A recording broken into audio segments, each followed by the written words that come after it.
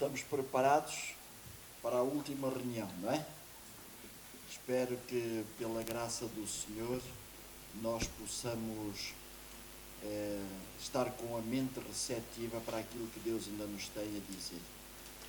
Eu gostaria de começar por dizer que os 3 primeiros mandamentos são aqueles que de uma forma efetiva nos mostram o caráter de Deus.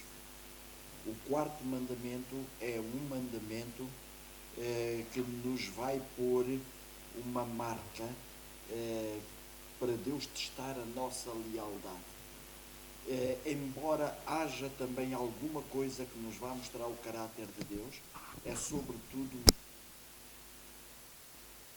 o Senhor é revelado. Mas nós iremos fazer depois uma pequena alusão aos outros mandamentos todos. Eu vou só explicar-vos depois como é que nós, em nossas casas, podemos ver os outros mandamentos também. Dissemos que depois do pecado, as 2 referências, Deus e Satanás, estão sempre presentes na vida da humanidade, incluindo dos que aceitam a Cristo como Salvador pessoal. É verdade. Deus e Satanás vão estar sempre presentes. E diz aqui, logo a seguir, que lutam pela posse do nosso coração. Os 2. Ainda nas mais pequenas decisões que somos chamados a tomar cada dia. Podem acreditar nisto. Ainda com aqueles que verdadeiramente aceitam a Cristo como Salvador pessoal. Nós somos chamados diariamente a tomar pequenas decisões na nossa vida. Às vezes essas pequenas decisões vão ter um efeito tremendo a longo prazo. E nós temos que as tomar certos de que estamos a seguir a referência certa. Porque se houver dúvidas em nós, então temos que ter muito cuidado ao tomar essas decisões. Porque temos que nos lembrar sempre disto. Deus e Satanás, eles lutam pela posse do nosso coração. Nós vimos nestas últimas reuniões que a lei de Deus mostra-nos que Deus é a única referência, mostra-nos que é um Deus vivo, que está presente em cada momento da nossa vida, e hoje vimos que Ele tem um profundo respeito pelo pecador, porque a esperança de Deus reside sempre naquilo que nós vimos que Ellen White dizia: Deus não nos vê como nós somos, mas como poderemos vir a ser. E é dessa maneira que nós deveríamos todos considerar-nos uns aos outros. Ainda que tenhamos falhas, nós não podemos olhar para nenhum dos nossos camaradas de jornada, companheiros de jornada, conforme eles são neste momento. Nós temos que olhar para eles, é como eles poderão vir a ser, com a ajuda de Deus e também com a nossa intercessão, como está na vossa oração desta manhã. Diz aqui que muitas vezes ao longo dos séculos os poderes civis e os professos cristãos têm usado o decálogo como forma de controlo e não como um instrumento de libertação e crescimento espiritual. Não sei se o pastor Kerlan conhece este senhor, William Douglas. Pelo menos não se lembra dele. Ele é um juiz federal no Brasil. E ele escreveu um livro, ele é do ramo evangélico, não posso precisar exatamente de que igreja é que ele é, mas este senhor escreveu um livro, O Poder dos 10 Mandamentos. Vou dizer-vos uma coisa, eu nunca vi uma apologia aos 10 mandamentos como este senhor a faz. Só na questão do sábado é que ele realmente não é correto naquilo que diz, embora tenha algumas coisas impressionantes também ali. Só que ele depois substitui um pouco o sábado pelo domingo. Mas ele faz uma apologia extraordinária. E eu gostei muito desta frase dele. Uma frase que os poderes civis, mas também os religiosos, têm usado os mandamentos como forma de controlar e de meter medo, não é? Se nós não fizermos assim, Deus vai estar ali à nossa espreita para nos castigar. Mas ele diz depois, e não como um instrumento de libertação e crescimento espiritual. E realmente os 10 mandamentos, e sobretudo estes 3 primeiros mandamentos, que nos mostram o caráter de Deus, são mandamentos de libertação. Libertação porquê? Porque nos vão mostrar como é que é o caráter de Deus, para nos libertar da nossa maneira de viver atual. Para nós sabermos como é que devemos, na nossa vida, ser parecidos com Deus. Então, se nós conseguirmos compreender isto, esses mandamentos estão-nos a libertar, estão-nos a mostrar o caráter de Deus, para nós depois fazermos como faz o nosso Senhor. E ao mesmo tempo, isso vai ajudar-nos no crescimento espiritual. Eu gostei muito do livro deste juiz. Vamos contemplar o caráter de Deus, então, neste 4º mandamento, que diz, todos nós conhecemos, lembra-te do dia de sábado para o santificar, 6 dias trabalharás e farás toda a tua obra, mas o 7º dia é o sábado do Senhor teu Deus, não farás nenhuma obra, nem tu, nem teu filho, nem tua filha, nem o teu servo, nem a tua serva, nem o teu estrangeiro que está dentro das tuas portas. Porque em 6 dias fez o Senhor os céus e a terra, o mar e tudo o que neles há, e ao 7º dia descansou. Portanto, abençoou o Senhor o dia de sábado e o santificou. Mas nós mesmo aqui, às vezes neste mandamento do sábado, embora acreditemos muito nele, também às vezes arranjamos as nossas desculpas para furar o dia de sábado. Eu conheci, quando estava a estudar em Colões, um senhor que era judeu. E os judeus ali na Suíça são praticamente os donos de tudo quanto é relojoarias e orivesarias. Eles têm um poder económico tremendo. E um desses judeus, porque a maioria dos judeus fecham as suas lojas ao sábado, mas aquele senhor não fechava a sua loja ao sábado.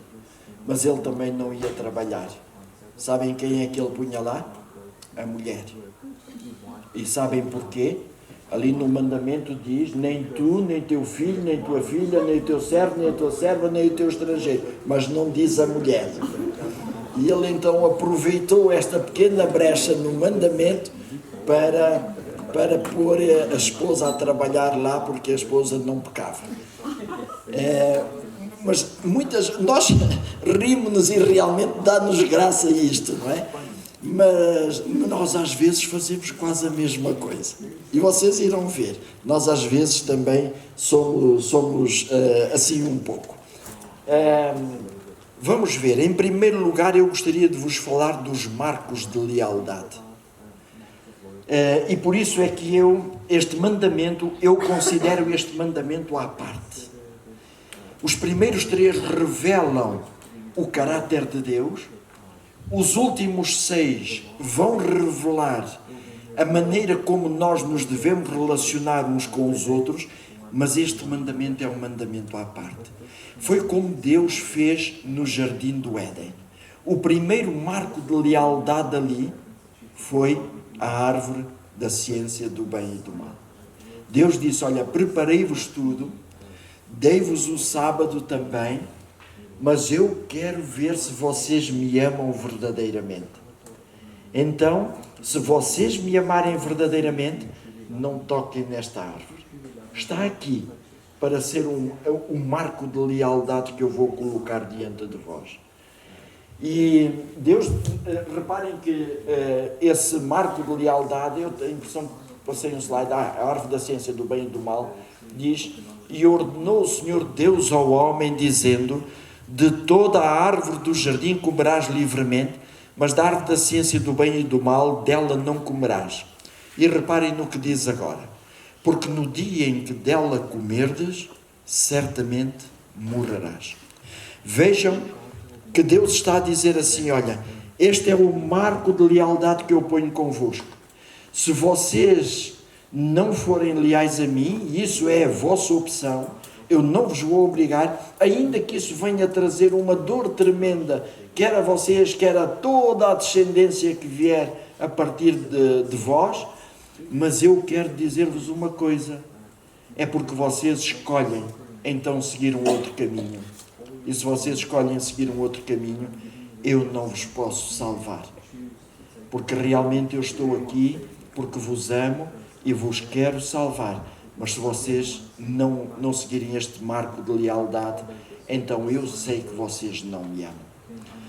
Logo a seguir, Deus tem um outro marco de lealdade, já nesta terra, com o povo hebreu, a partir de Abraão, e esse marco de lealdade é a circuncisão. E reparem no que diz Deus acerca da circuncisão. Este é o meu concerto que guardareis entre mim e vós, entre a tua semente e depois de ti. Que todo o macho será circuncidado, e o macho com prepúcio, cuja carne do prepúcio não estiver circuncidada, aquela alma será extirpada dos seus povos. Quebrantou o meu concerto. Reparem, mesmo na questão da circuncisão, aquilo era um marco, era um concerto que Deus tinha com o povo de Israel. Vocês querem pertencer-me a mim? Então todo macho deve ser circuncidado. Aquele que não quiser ser circuncidado quebrou o concerto. Então essa pessoa não poderá um dia ter a salvação eterna.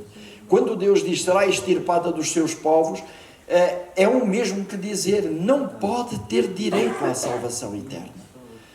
Depois então, já com o povo de Israel, vem a questão do sábado. Nós podemos dizer, sim, mas o sábado é anterior. Efetivamente, o sábado é anterior. Mas com a humanidade no estado da sua pecaminosidade, é nesta altura que Deus vai estabelecer esse marco. Com o povo de Israel vai dizer, realmente este será um sinal entre mim e vós. Como Deus diz, certamente guardareis os meus sábados, porquanto isso é um sinal entre mim e vós nas vossas gerações, para que saibais que eu sou o Senhor que vos santifica.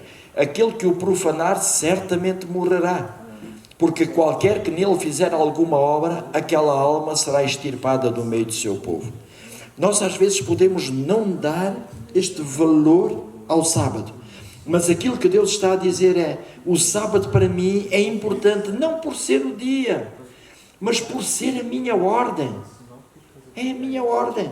Foi isto que eu disse, não importa que realmente seja o próprio dia de sábado ou outro dia, mas foi este que eu escolhi. E se vocês querem um dia ter a vida eterna, então vocês têm que ser fiéis a este dia. Mas nós, e depois iremos ver como é que a nossa fidelidade pode ser neste dia. Em Isaías 58:14, todos nós conhecemos isto: se desviares o teu pé do sábado, de fazer a tua vontade no meu santo dia, e se chamares ao sábado leitoso e santo dia do Senhor, digno de honra, e o honrares, não seguindo os teus caminhos, nem pretendendo fazer a tua própria vontade, nem falar as tuas próprias palavras. Reparem aqui. Tanta coisa extraordinária aqui. Como é que eu posso reverenciar efetivamente o dia de sábado? Tem vários aspectos. O primeiro deles é realmente eu chamar ao sábado. Não é chamar de nome, não é dizer de boca, mas é eu sentir um gozo especial por ser sábado. Ainda esta semana eu ouvia isso, a semana passada, dizendo que bom é termos um sábado. para poder descansar. É realmente nós amarmos esse dia, porque nesse dia vamos nos lembrar do nosso Criador. Nesse dia vamos lembrar que o Senhor realmente não só nos criou, mas também nos redimiu. Mas e depois diz, digno de honra e o honrares. Como é que eu posso honrar o Senhor? Não seguindo os meus próprios caminhos. É a primeira coisa. Quais são os meus próprios caminhos? Os meus próprios caminhos podem ser muitos. Pode ser a televisão, pode ser a internet. Eu no sábado posso não fazer diferença nenhuma entre aquilo que faço nos outros dias, posso não fazer diferença nenhuma. Eu no meu sábado, e todos nós, e reparem como o inimigo sabe preparar estas estratégias. Eu tenho o meu e-mail, mas no meu telemóvel eu posso receber os meus e-mails. Que me importam os meus e-mails no dia de sábado? O dia de sábado não é para mais nada. O dia de sábado é para eu glorificar a Deus. O dia de sábado é para eu estar com o meu pensamento centrado no Senhor. Não estou a seguir os meus próprios caminhos. Mas vai mais longe ainda, vai mais longe, vai dizer, nem pretendendo fazer a tua própria vontade.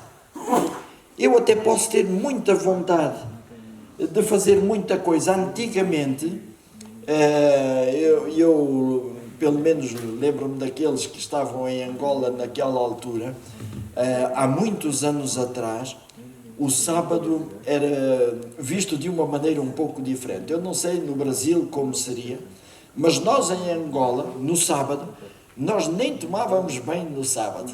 Verdade ou não? Era na sexta-feira, antes do pôr do sol, que estávamos todos preparados para o sábado. Eu não sou apologista de não se tomar banho ao sábado.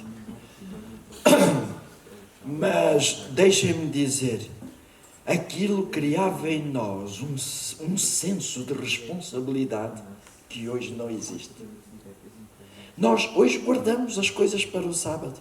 Há coisas que nós poderíamos fazer antes das horas de pôr do sol, mas desleixamos um bocado e vamos fazê-las na hora do pôr do sol.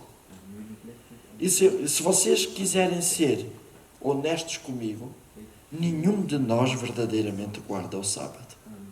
Vocês vejam, sobretudo, aqui em África é quase sempre na mesma hora, o pôr do sol, não é? Varia pouco.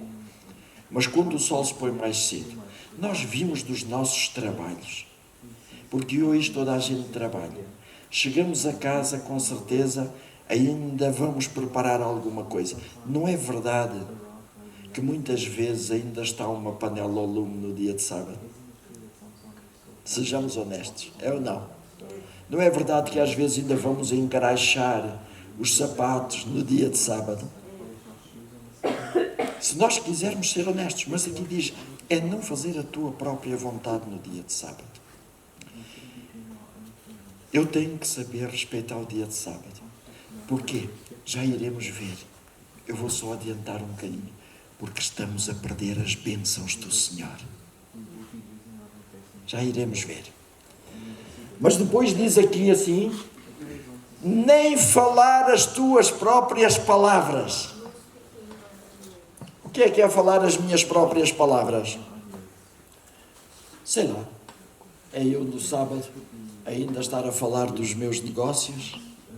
É eu ainda estar a falar acerca do jogo de futebol que houve ontem?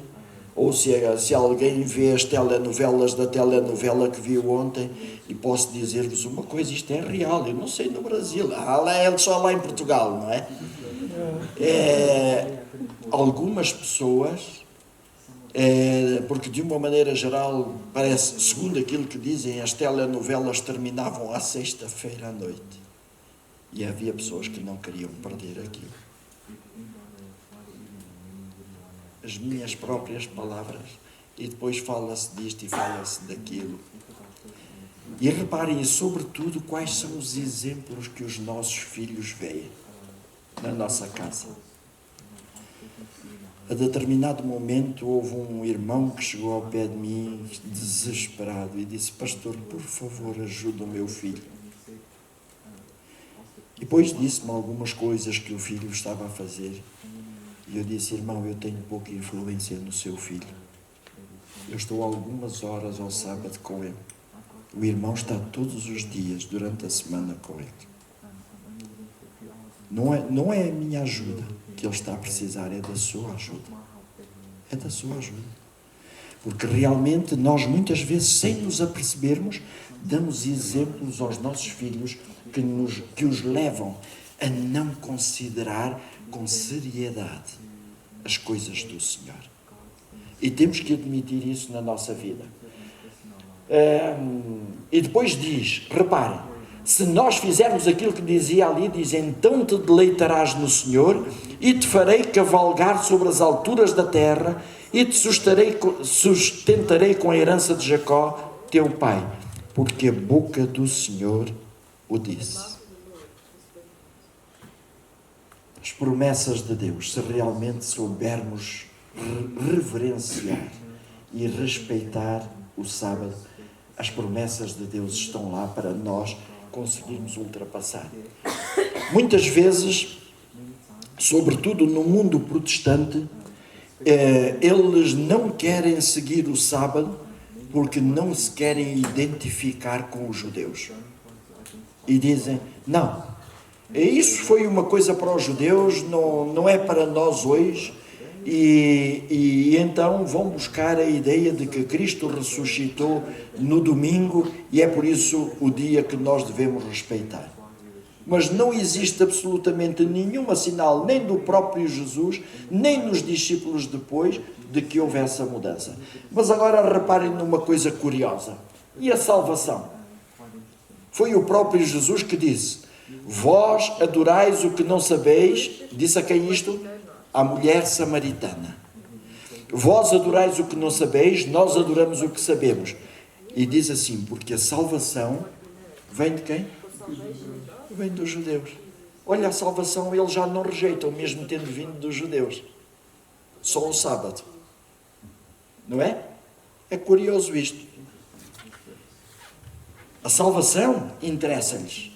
O sábado já não interessa. Mesmo tendo vindo dos judeus. Conforme diz o próprio Senhor Jesus. Por isso, nós devemos saber ter um cuidado muito grande.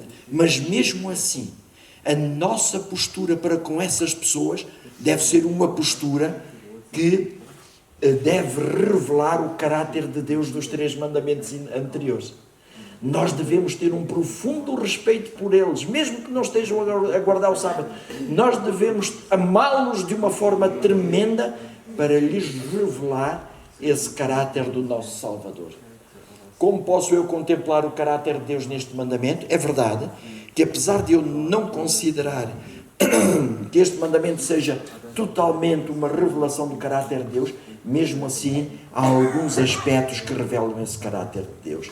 Diz que Deus tomou 3 medidas em relação ao sábado. Descansou, depois abençoou, santificou.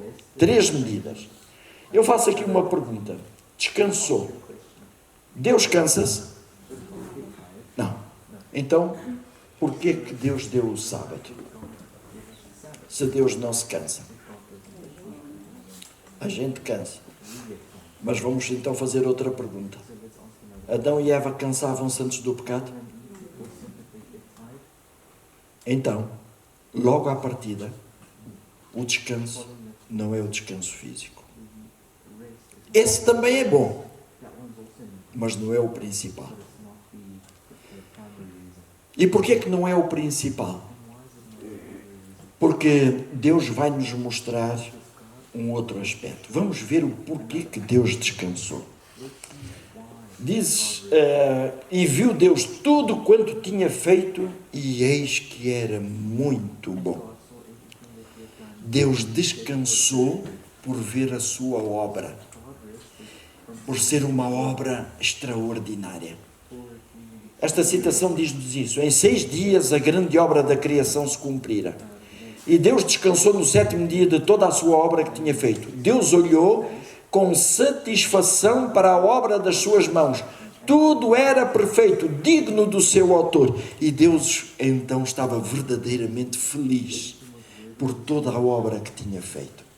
Quer dizer que quando nós descansamos no sábado, nós devemos admirar de uma forma extraordinária a maneira como Deus fez a criação, mas a maneira como Deus nos fez a nós e a maneira como Deus nos mostra o seu caráter, para depois também nós ficarmos completamente descansados, confiantes verdadeiramente no Senhor.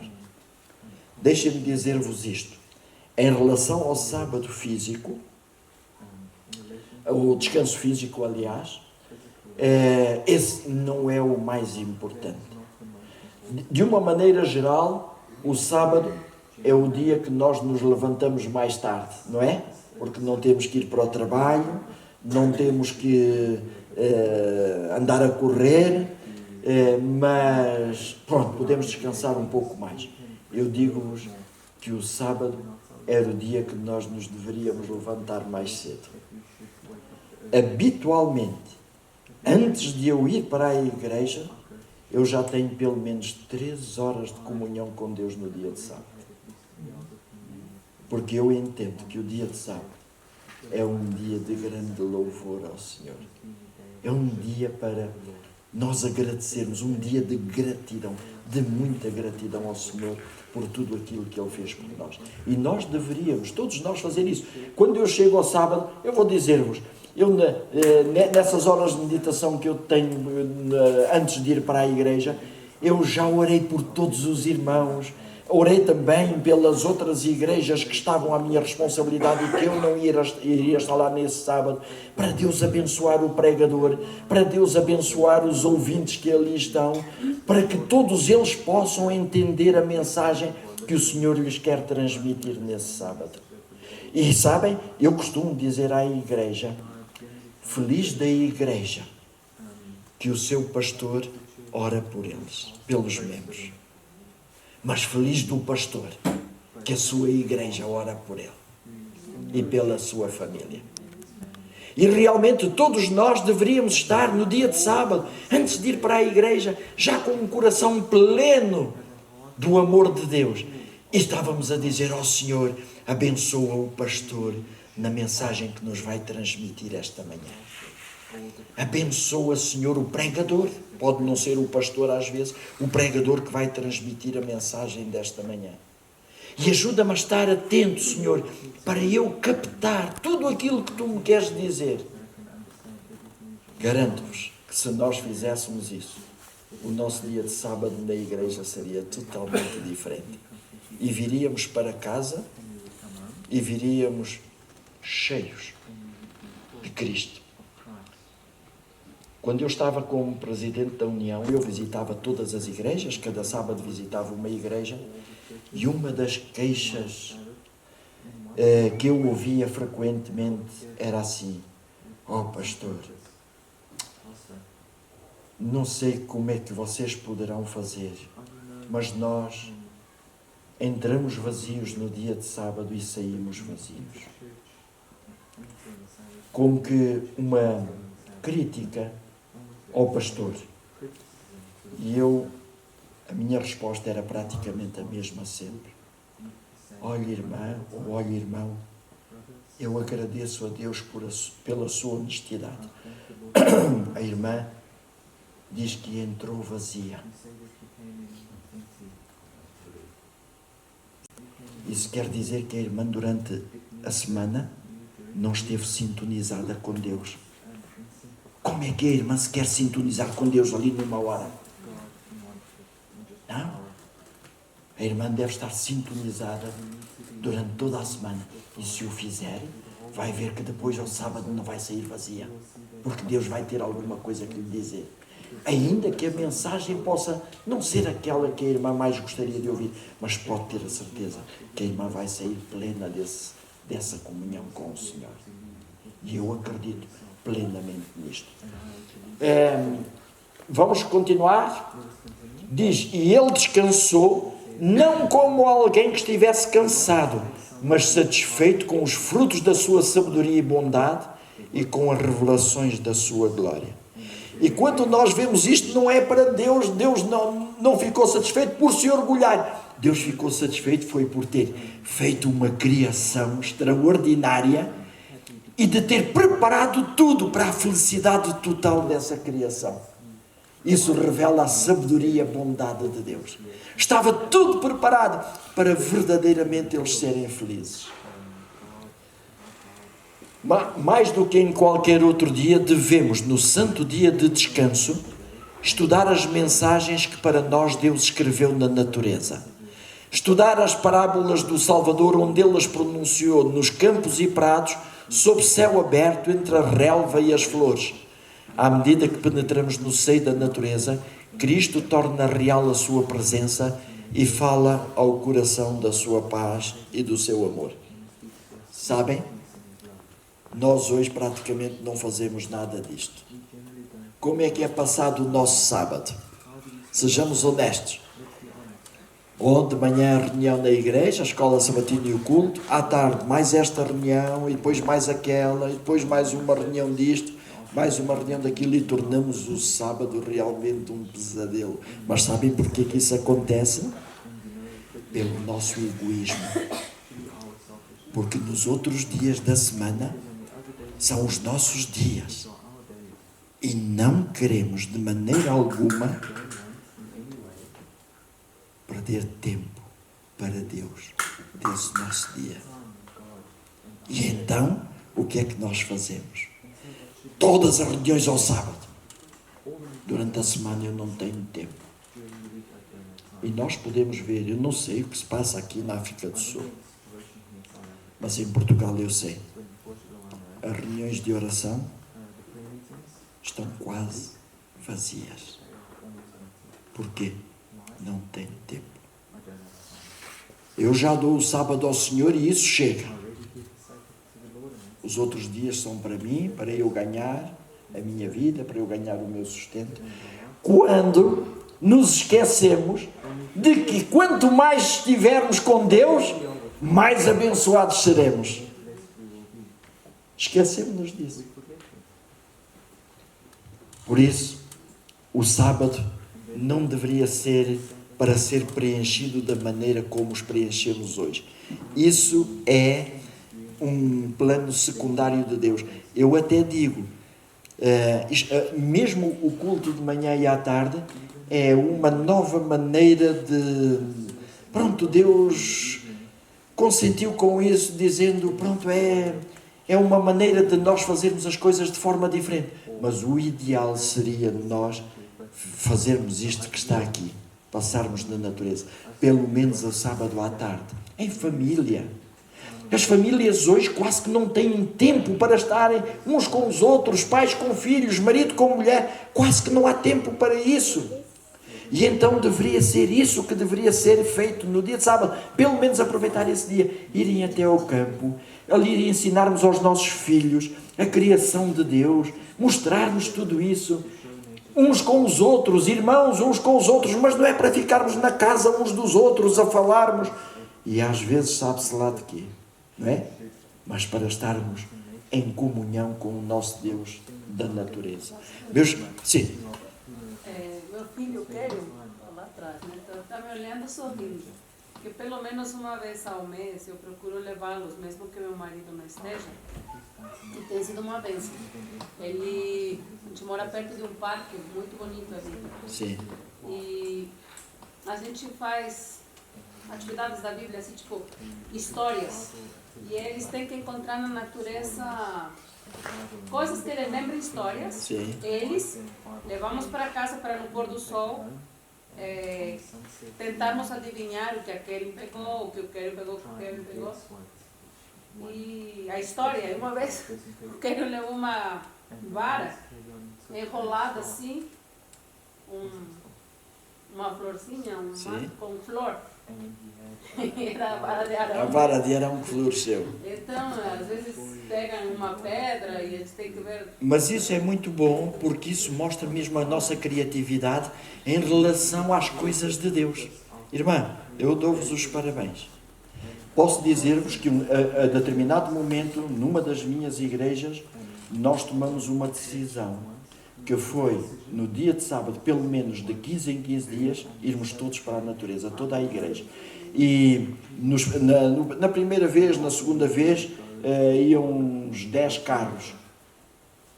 Quando aquilo começou, quando as pessoas começaram a ver que aquilo era verdadeiramente excepcional, iam 40, 50 carros para a natureza, e aí estávamos em comunhão uns com os outros, em comunhão com Deus, sem um programa específico, sem dizer vamos tratar disto, não. Ali também arranjávamos alguns jogos, sobretudo para as crianças que poderiam mostrar isso. Louvado seja Deus por isso, irmã. Agora, outro significado de descanso. Diz aqui assim, qual é o descanso prometido? E reparem no que vem agora Deus a dizer-nos através da sua serva. Qual o descanso? É a consciência de que Deus é verdadeiro. Quando eu tenho a absoluta certeza de que o meu Deus é um Deus fiel, Ele não mente, Ele é o mesmo ontem e hoje e para sempre. A consciência de que o meu Deus é verdadeiro. Depois, de que Ele nunca decepciona aquele que a Ele vai. Isto para mim é um descanso. Eu saber que posso ir ter com Deus, que Ele vai resolver o meu problema. Seu perdão é pleno e gratuito, e sua aceitação significa descanso para a alma, descanso em seu amor. Reparem, o descanso mesmo é o eu sentir o perdão de Deus. E que melhor dia para eu sentir isso do que o sábado, porque eu tenho mais tempo aí para estar com Deus, tenho mais tempo para suplicar esse perdão do Senhor na minha vida. Verdadeiramente descansamos quando contemplamos as obras recriadoras de Deus em nós. Ou seja, quando eu começo a ver que eu já estou a começar a ser mais parecido com Deus, isso é um descanso para mim. Um verdadeiro descanso. Porque eu sei que Deus está a trabalhar na minha vida. Está a recriar outra vez a sua imagem na minha vida. Quando eu vejo que Deus está a recriar a sua imagem na vida da minha mulher. Quando eu vejo que está a recriar a sua imagem na vida dos meus filhos. É um descanso para mim. E tenho que vos dizer com honestidade. Quando eu vejo que Deus está a recriar a sua imagem nos membros das minhas igrejas, é uma verdadeira felicidade para mim. E isso também o contemplo muitas vezes. Diz que Deus abençoou com a sua presença, com as suas palavras e com o seu transbordante amor. Com a sua presença. O que traz realmente a bênção de Deus não é o sábado em si, é a presença do Senhor. Se eu à sexta-feira à noite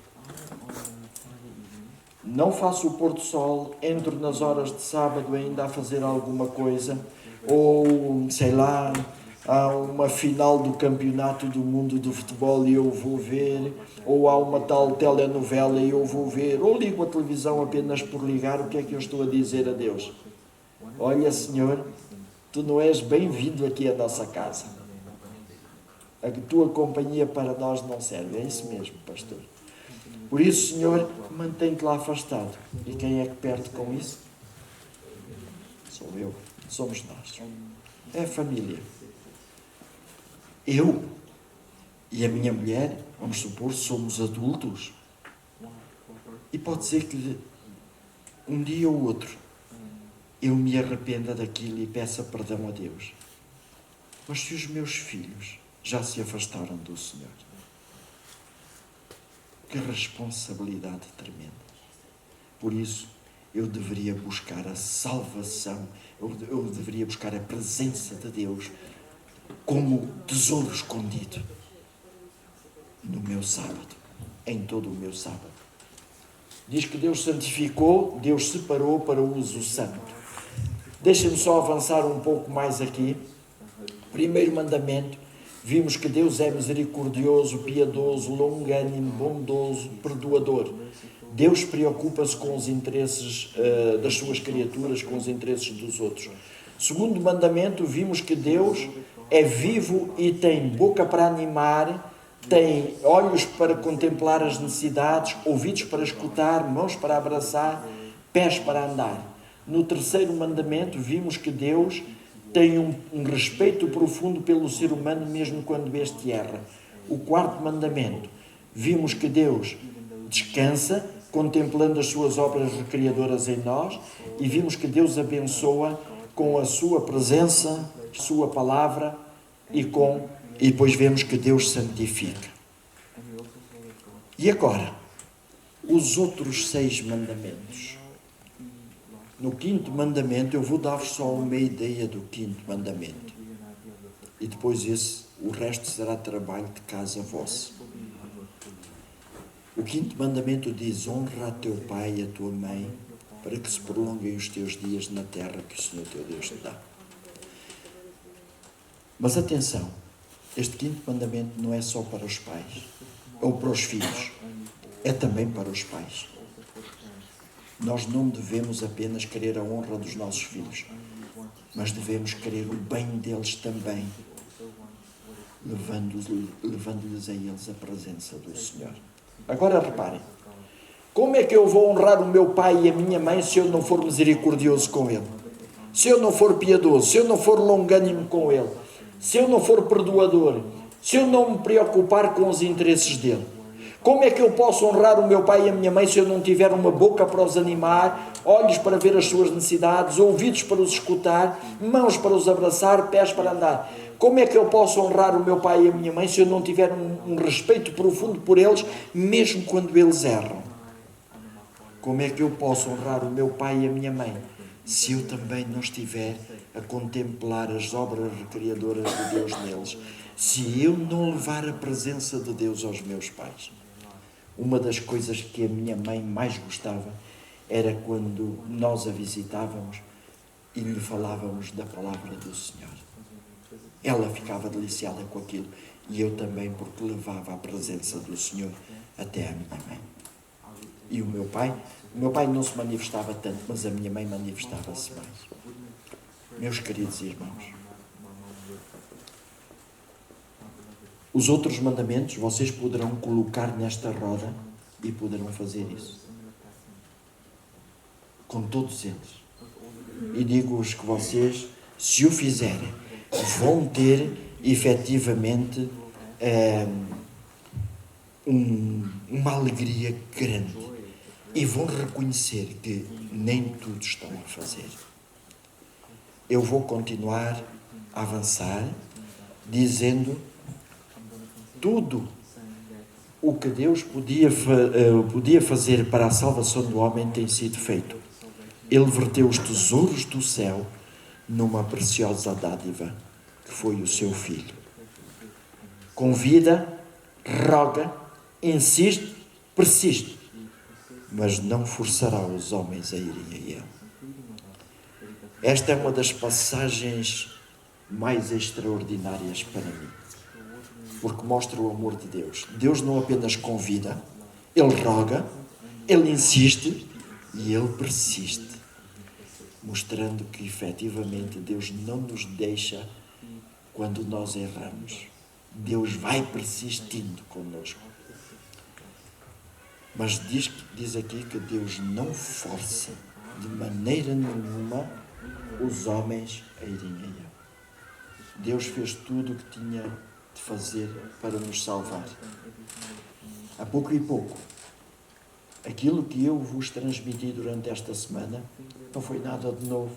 São coisas que nós já sabíamos, talvez apenas de uma outra maneira, que despertou a nossa atenção de uma outra maneira, mas são tudo coisas que nós sabemos. É Deus a persistir connosco e a dizer: eu estou à tua espera, mas eu não te vou forçar. Tu é que vais tomar a tua decisão, se queres imitar o meu caráter ou não. Aguarda a cooperação deles. Perdão. Aguarda o consentimento da vontade para que possa conceder ao pecador as riquezas da sua graça reservadas para ele desde a fundação do mundo. E depois vai dizer: cada ato de hesitação e demora nos leva a colocar-nos onde é cada vez mais difícil aceitarmos a luz do céu e afinal parecerá impossível ser impressionado por admoestações e advertências. Cada vez que nós hesitamos em pôr em prática na nossa vida, vai ser depois muito mais difícil colocar-nos em prática. Por isso, Deus tem um apelo para nós hoje. Diz aqui: Deus chamou-te conhecendo bem quem tu és. O Salmo 14, naquele texto que está ali, vai dizer que Deus olhou desde os céus para ver os filhos dos homens, para ver se havia algum que tivesse sabedoria e buscasse a Deus. Mas diz que todos se corromperam, Deus não encontrou ninguém. E eu pergunto: então, se Deus não encontrou ninguém, por que Ele nos chamou? É por isso que eu digo: Deus chamou-te conhecendo bem quem tu és, quem eu sou. Deus conhece a tua fraqueza, meu irmão, minha irmã. Deus conhece a minha fraqueza. Mas mesmo assim Ele nos chamou apenas por uma razão. É que... Pode voltar a citação um pouquinho anterior, por favor. A citação, esta? Recebereis poder, do dia 24 de janeiro. Diz aqui, isto quer dizer que mesmo sabendo que tu és fraco, miserável, Deus aposta em ti. Dá-me imenso gozo dizer-vos isto. Deus aposta em ti. Em ti, em ti, em ti, em ti. Todos. Mesmo sabendo que tu és fraco. Pergunta: porquê? Porque Ele sabe como é que te criou. À sua imagem e semelhança. Acreditem, não tenham dúvida nenhuma disso. A imagem de Deus está em cada um de vós. A semelhança de Deus está em cada um de vós. Pode estar espezinhada, mas está lá. E aquilo que Deus quer fazer é ressuscitar essa semelhança. E acreditem, nada é por acaso. Se Deus permitiu que eu viesse aqui com a Laura, trazermos as mensagens que trouxemos, é porque Deus tem uma confiança tremenda em vós. Assim, Deus quer realizar o maior milagre que o mundo pode assistir. Ressuscitar essa semelhança divina em cada ser humano por Ele chamado. E eu gostaria que vocês lessem, cada um de vocês lesse o que vem a seguir. Leiam.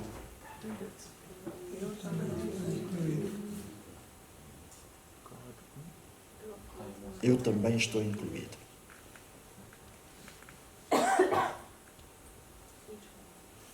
Deus quer ressuscitar essa semelhança divina em ti, meu irmão, minha irmã, em ti, jovem.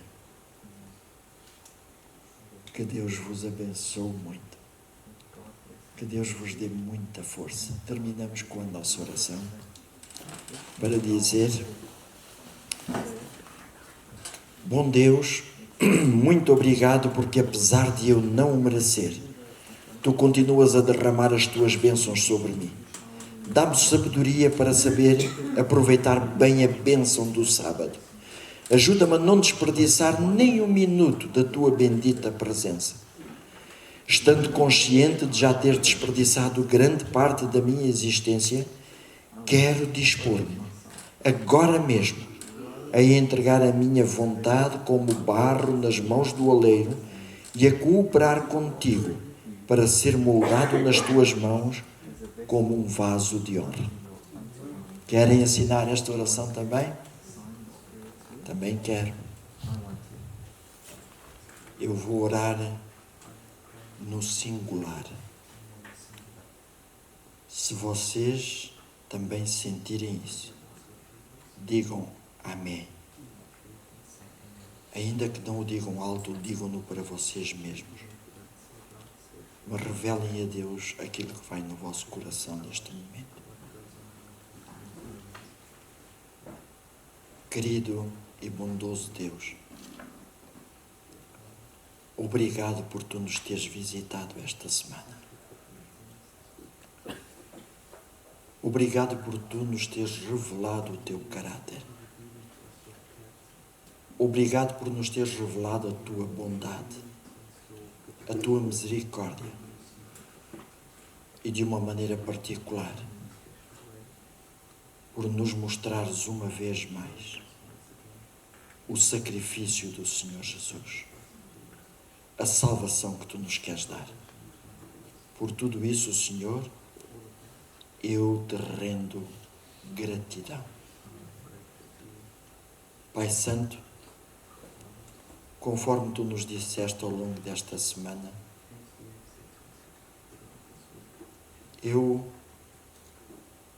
tu conheces a minha fraqueza, conheces os meus erros, conheces que apesar de eu ter uma grande vontade de te imitar, ainda não o estou a fazer. Mas eu quero, Senhor. Eu quero conhecer-te melhor. Eu quero dedicar horas a estudar a tua palavra. Eu quero, Senhor, não perder mais esta oportunidade. Quero tomar decisões contigo ao meu lado. Querido Pai,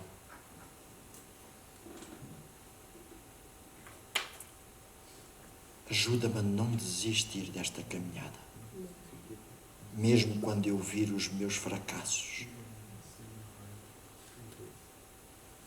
Ajuda-me a esquecer as coisas que para trás ficam, mas a prosseguir para o alvo.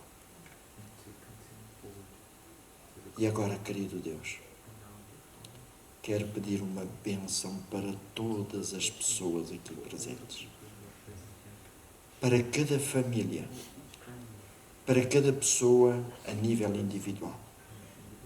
Tu conheces, Senhor, que com certeza muitas pessoas aqui admitem que realmente não têm sido parecidas contigo, mas também têm dificuldade em tomar uma decisão firme. Tem misericórdia de cada um de nós. E, Pai Santo, dá-nos a tua paz. Te quero pedir uma bênção muito especial para a família pastoral. Usa-os para ti, Senhor, e que eles possam continuar a ser uma bênção para esta igreja. E que a sua vida seja um reflexo do teu caráter para guiar todas estas pessoas até ti. Abençoa as visitas que estão entre nós. Permite, Senhor, que elas também possam sentir esse teu amor, esse teu chamado, para que possam tomar uma decisão por ti, para a glória do teu nome. Te pedimos estas graças no nome de Jesus. Amém, Senhor. Amém. É verdade que ainda nos vamos encontrar amanhã, mas queria dizer-vos que foi um grande privilégio para a Laura e para mim poder estar entre vós. Louvamos a Deus pela amizade que nos dedicaram, louvamos a Deus pela simpatia, por tudo. Muito, muito obrigado. Que Deus vos abençoe grandemente.